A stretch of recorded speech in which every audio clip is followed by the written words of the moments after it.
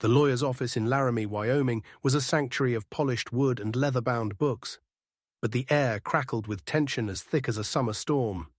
My daughter, Emily Jane Harper, sat across from me, her arms crossed, a smug smile playing on her lips.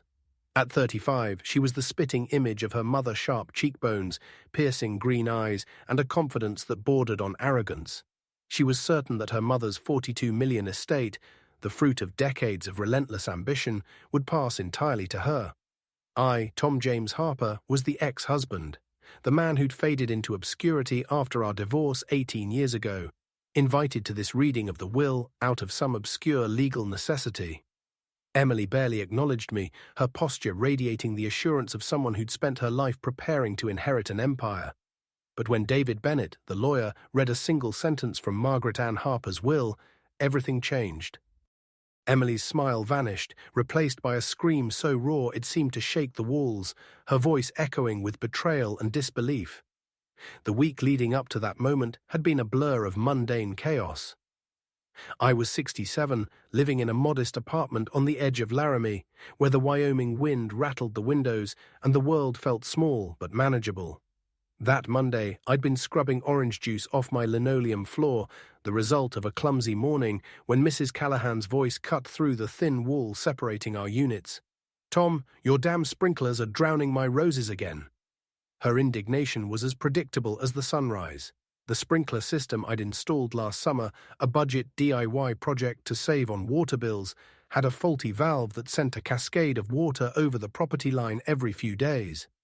I'd called a repairman, but the earliest appointment was weeks away, and Mrs. Callahan's patience was as thin as the paper towels I was using to mop up my mess. "I'm working on it, Mrs. Callahan," I shouted back, knowing it wouldn't appease her. She'd been my neighbor for 3 years, a retired schoolteacher with a knack for spotting flaws and a tongue sharp enough to cut through steel. I'd tried explaining the repair schedule, but she'd wave me off, muttering about property values and inconsiderate tenants. As I knelt among the sticky juice, the phone rang, its shrill tone slicing through Mrs. Callahan's ongoing tirade. I ignored it at first, assuming the answering machine would catch it, but the ringing persisted, relentless. On the 6th ring, I sighed, tossed the soaked towel into the sink, and answered. Tom Harper speaking. "Mr. Harper, this is Laura Bennett from Bennett Cole in Laramie," a woman said, her voice carrying the careful professional cadence I'd come to associate with bad news. "I'm calling regarding Margaret Ann Harper." My hand tightened around the receiver. No one had called Margaret by her full name in my presence since our divorce in 2007. "What about her?" I asked, my stomach knotting. "I'm sorry to inform you that Mrs. Harper passed away on Monday evening. The funeral is scheduled for Friday at 1 p.m. at St. Mary's Cathedral. You're named in her will, and your presence is requested at the reading afterward." The words hit like a physical blow, stealing my breath. I sank into the kitchen chair, its familiar creak suddenly too loud in the silence. Margaret, gone. Monday evening, that was 3 days ago, while I'd been fussing over sprinklers and spilled juice, oblivious to the fact that the woman who'd shaped my life was no longer in it. "How did you get my number?" I asked, my voice distant. "You were listed in Mrs. Harper's personal effects as an emergency contact," Laura said. "I understand you were previously married." Previously married, a 20-year marriage reduced to a footnote. "Yes," I said, the words automatic. "We divorced in 2007. "There will be a reading of the will after the funeral," Laura continued. "You're named as a beneficiary, so your attendance is appreciated." Beneficiary? The word felt alien, impossible. Margaret had built her financial empire after our divorce, turning her small accounting firm into Harper Financial Group, a juggernaut that dominated headlines. What could she possibly have left me? "I'll be there," I said, my voice barely above a whisper. After hanging up, I stared at the juice stain spreading across the floor, its edges darkening as it set. Outside, Mrs. Callahan was inspecting her waterlogged roses, hands on hips, her posture promising another confrontation. But her complaints felt distant, insignificant, as if they belonged to another world. Margaret Ann Harper. Her name echoed in my mind, pulling me back to a snowy evening in 1985 at a diner called Rosie's, where I first saw her. She was 25, standing at the counter in a navy wool coat, her dark hair catching the fluorescent light as she argued with the manager about his refusal to hire women for night shifts. "You're telling me women can't handle the pressure of serving coffee at 2 a.m. Her voice was sharp, unyielding, each word a challenge. "That's the most absurd thing I've heard this month." I'd been nursing a slice of cherry pie, my fork frozen halfway to my mouth, captivated by her fire. She was magnificent, her anger a beacon in the nearly empty diner. "Ma'am, it's just policy," the manager stammered. "Policy based on what? Outdated stereotypes?" She slid a business card across the counter. "When you decide to hire based on ability, call me." The door chimes rang as she left, and the diner felt emptier, as if she'd taken half its energy with her. Through the window, I watched her climb into a red Chevy, checking her mirrors carefully before pulling into traffic. "Trouble, that one," the manager muttered. I stood, leaving a 10 bill next to my half-eaten pie. "No," I said, surprising myself. "She's remarkable." The business card lay on the counter, Margaret Chen, financial consultant. I memorized the number before stepping into the snow. It took me 4 days to call her, my nerves battling my certainty that she was someone I couldn't let slip away. When I finally dialed, she answered on the first ring. "Margaret Chen." "This is Tom Harper," I said, my voice unsteady. "We haven't met, but I saw you at Rosie's last Friday arguing with the manager." A pause. "The guy with the cherry pie who tipped too generously," she said, a smile in her voice. I was getting my scarf from the car. "What can I do for you, Tom Harper?" "Dinner," I blurted, "somewhere better than Rosie's." Another pause, longer this time. "Are you asking me out, or do you need financial advice?" "Definitely a date," I said, my heart racing. "Though if you have tips on convincing extraordinary women to have dinner with strangers, I'm all ears." She laughed, a warm, genuine sound that made my chest ache. "Saturday 7 Gar, Vincenzo's on Main Street." She wore the navy coat to dinner, but beneath it was a green dress that made her eyes glow. We talked for hours, her childhood in Oregon, my job as a lineman for the power company, our shared love of jazz and dog-eared paperbacks. When she laughed at my story about electrocuting myself, fixing a neighbor's lamp, I knew I was in love. 6 months later, I proposed at Rosie's, sliding a ring across the same counter where she'd left her card. "Marry me, Margaret Chen," I said. "Make me the luckiest man in Wyoming." She said yes before I finished, her eyes shining. Our wedding was a crisp October day, the sky blazing blue, Margaret in a borrowed dress with wildflowers we'd picked at dawn. My hands trembled as I slipped the ring onto her finger. "Forever," she whispered, and I believed her. Emily arrived 3 years later, a tiny, fierce bundle who filled our small house with chaos and joy. I'd stand in the nursery at night, watching Margaret rock her, singing off-key lullabies with the same determination she brought to everything. Those were the golden years, when love felt like enough, when our little family was a world unto itself. But even then, I noticed Margaret's gaze lingering on the financial journals she'd bring home, her mind already reaching for something bigger. As Emily grew, so did Margaret's ambitions. When Emily was 6, Margaret bought her a computer. Not a toy, but a real machine that cost more than my monthly pay. "She needs to understand technology," Margaret said, watching Emily navigate programs I couldn't comprehend. "The future's digital, Tom." I suggested teaching her to ride a bike instead. Margaret laughed, but there was a new edge to it, a hint of impatience. We'd moved by then to a bigger house on Crestwood Drive, with marble countertops and a lawn that required a gardener. Margaret's firm had landed a major contract with a regional bank, and suddenly we had money for things I'd never dreamed of. A cleaning service, a car with heated seats, a playroom for Emily stuffed with toys. "Isn't this wonderful?" Margaret asked one evening, gesturing at our new dining room, its chandelier glittering like a constellation. "We can finally live the way we deserve." I missed our old Formica table, scratched from Emily's crayons and our late-night talks over coffee. The new table was a mirror, demanding coasters and constant polishing. The entertaining began soon after dinners with clients, cocktail parties with bankers and investors. I'd wear my best shirt, try to follow conversations about market trends and tax loopholes, but I felt like an outsider in my own home. Tom's with the power company, Margaret would say when asked, her tone carrying a subtle apology as if my job needed excusing.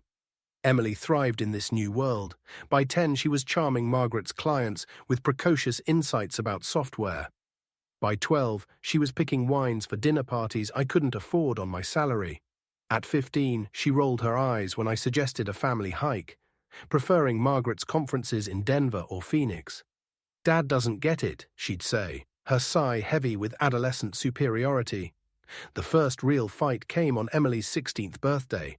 Margaret planned a gala-catered food, a string quartet, guests who looked like they'd stepped out of a magazine. I wanted a barbecue in the backyard with her friends. "This is embarrassing," I told Margaret, watching florists arrange centerpieces that cost more than my truck. "She's 16, not a CEO." "She's growing up in a different world, Tom," Margaret replied, adjusting a vase with surgical precision. "These connections will shape her future." "What about her being a kid?" I asked. Margaret's eyes hardened. "Being a kid is a luxury we can't afford. The world's ruthless. We prepare her to win, or we set her up to fail." I thought of my own 16th birthday fishing with my dad, a lopsided cake my mom baked. It had been perfect. Emily's party was a triumph by Margaret's standards gifts, like laptops and designer bags, guests who toasted her potential. But I caught Emily alone by the pool, staring at the water, looking lost amid the extravagance. "You okay, kiddo?" I asked. She straightened, slipping into the polished persona Margaret had crafted. Of course, why wouldn't I be? But for a moment I saw the uncertain girl beneath, and it broke my heart. That party marked the beginning of the end. Margaret's firm grew, consuming her time and attention. Family dinners became conference calls, vacations were cancelled for client crises, Emily's school plays lost to board meetings. "You don't understand the pressure I'm under," Margaret would say when I complained about missing another of Emily's soccer games. "This business pays for everything." But I knew pressure keeping the power grid running, ensuring thousands had light and heat. My work served others, hers seemed to serve only itself. By Emily's high school graduation, she was a stranger to me, molded into Margaret's protégé, sharp, ambitious, dismissive of anything that didn't advance her goals. When I suggested she consider community college alongside her Ivy League applications, she laughed. "Dad, that's the kind of thinking that keeps you stuck." The words cut deep, as if my life of steady work and quiet integrity was a failure. College widened the gap. Emily chose Margaret's alma mater, returning home with buzzwords about optimization and scalability. "You could do more, Dad," she'd say, her tone pitying. "Mum started with nothing and built an empire. You've had the same job forever." I tried to explain that service mattered more than status, but she'd stopped listening. The final blow came during Emily's senior year. Margaret was working 80-hour weeks on a merger that would triple her company's reach.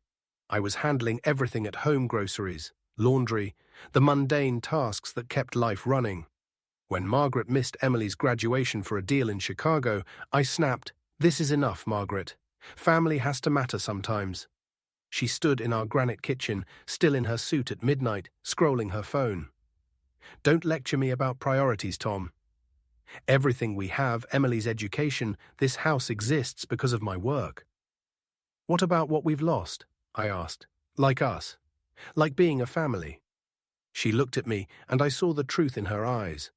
We weren't a family anymore, just a business arrangement that had run its course. "Maybe it's time we stop pretending," she said quietly. The divorce was swift and surgical. Margaret's lawyers ensured I got our old starter home on Pine Street and enough money to live modestly. She kept everything else, including Emily's loyalty. "You're holding her back too," Emily told me as she packed for Denver to join Margaret's firm. "All this talk about family and simplicity, it's toxic, Dad." I sat alone in my empty house, surrounded by memories of a life that meant nothing to the people I'd loved most. The 3 days between Laura's call and the funeral passed in a haze. I cleaned my apartment, pressed my only suit, and rehearsed words I'd never say. Each morning I considered skipping the funeral, but each evening I recommitted to honoring Margaret, whatever the cost. Friday dawned cold and grey, typical Wyoming spring. In the bathroom mirror, I adjusted a tie I hadn't worn in years, studying the silver hair and lines that mapped a life of quiet disappointments. The drive to St. Mary's Cathedral took me through Laramie's economic divide, my rundown complex, middle-class subdivisions. Then the manicured estates of Margaret's world. The cathedral loomed on a hill, its spires piercing the clouds, surrounded by gleaming cars that made my 15-year-old pickup look like a relic. Inside, the cathedral whispered wealth, marble floors, stained glass, flowers arranged with precision. Over 250 mourners filled the pews, their murmurs a mix of grief and networking. I recognized faces from Margaret's old dinner parties, but most were strangers from the life she'd built without me. I slipped into a back pew, hoping to blend into the shadows, but whispers followed. Her ex-husband. After what he put her through. The narrative had solidified. I was the failure who'd stifled a brilliant woman. I let it wash over me, too tired to fight. Dad. Emily's voice cut through the hum. She strode down the aisle, her black dress tailored to perfection, her presence commanding. "What are you doing here?" she demanded, loud enough to silence the crowd. "I came to pay my respects," I said, standing. "You lost that right 18 years ago," she snapped. "Mom wouldn't want you here." "Maybe not," I said, keeping my voice steady, "but I need to be here." The cathedral was silent, every eye on us.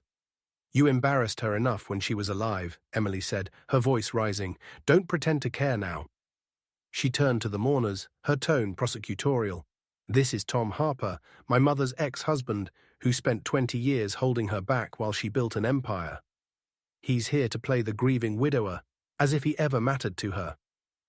The accusations stung, reducing our marriage to a simple story of blame.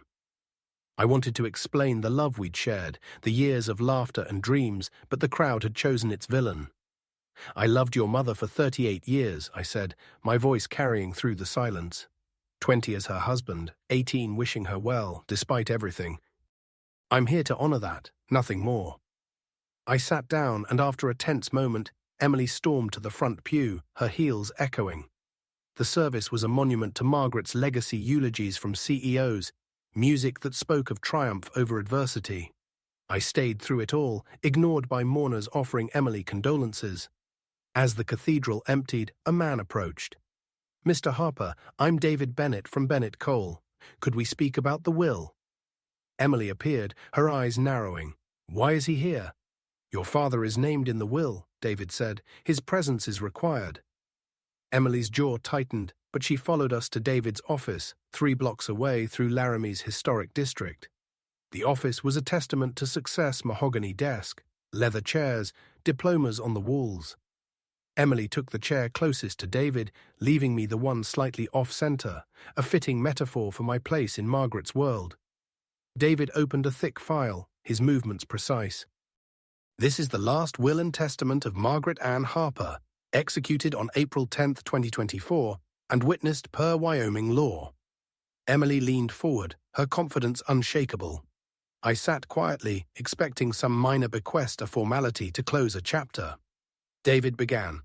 "To my daughter, Emily Jane Harper, I bequeath my residence at 921 Crestwood Drive, including all furnishings and personal property, and $600,000 from my primary investment account." Emily's smile was triumphant, the Crestwood house worth at least $1 million.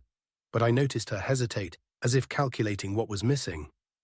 "What about the company?" she asked, her voice sharp. David lifted the next page. "There are additional provisions." He looked at me, his expression unreadable. "To my former husband, Thomas James Harper, I bequeath $41 million from my investment accounts and securities portfolio, along with 70% ownership of Harper Financial Group, including all subsidiaries, real estate and assets, and the position of chairman of the board." The words detonated in the room.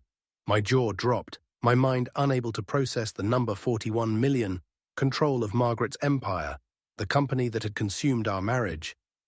Emily leapt to her feet, her scream shattering the silence. "What?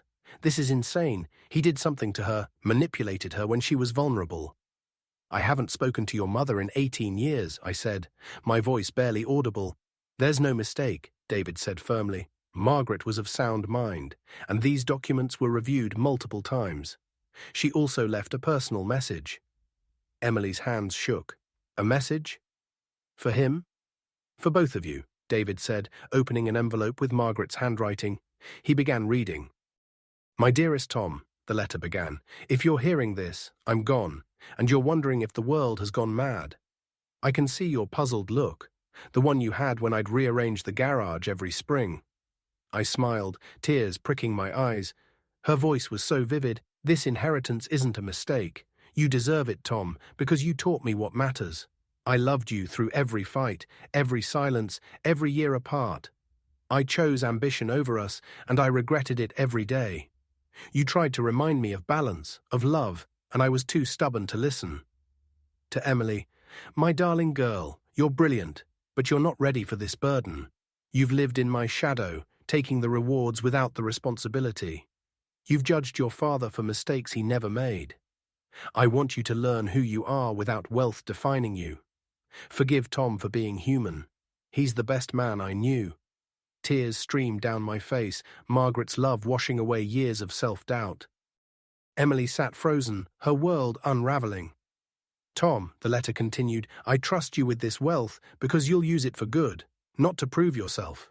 You never cared about power, and that's why you're the right person to carry this forward. David handed me the letter, its weight a tangible link to Margaret. Emily broke the silence, her voice low. This isn't over. I'll contest it, fraud, coercion, whatever it takes. I looked at her, seeing the pain beneath her anger. You could, I said, but your mother wanted you to find your own path. She stormed out, the door slamming. David turned to me. There's paperwork, accounts, a company to learn. The team is excellent, they'll guide you. I nodded, clutching Margaret's letter. Did she really love me, even after everything? David smiled. She spoke of you every time we met, Tom. About the man who showed her integrity matters more than success. I left the office transformed, the sun brighter, the air cleaner. I had a company to run, a legacy to honor, not for power, but for good. Justice wasn't about winning. It was about being seen, valued, and trusted. Margaret had given me that gift, and I would prove her right.